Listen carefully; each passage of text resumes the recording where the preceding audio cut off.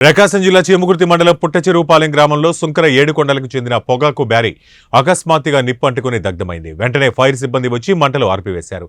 కాగా సుమారు 7 లక్షల ఆస్తి నష్టమని రైతు సుంకర ఏడుకొండలు వాపోయాడు.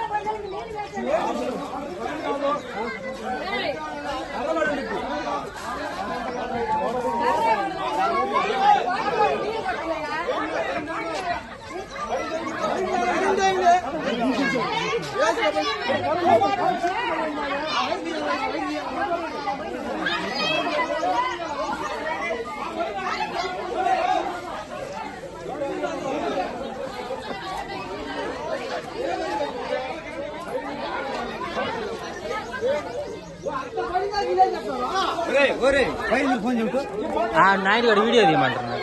నువ్వు ఫోన్ కొట్టు ముందు వాళ్ళకి ఫోన్ కొట్టా వీడియో తీరా నాయుడు గారు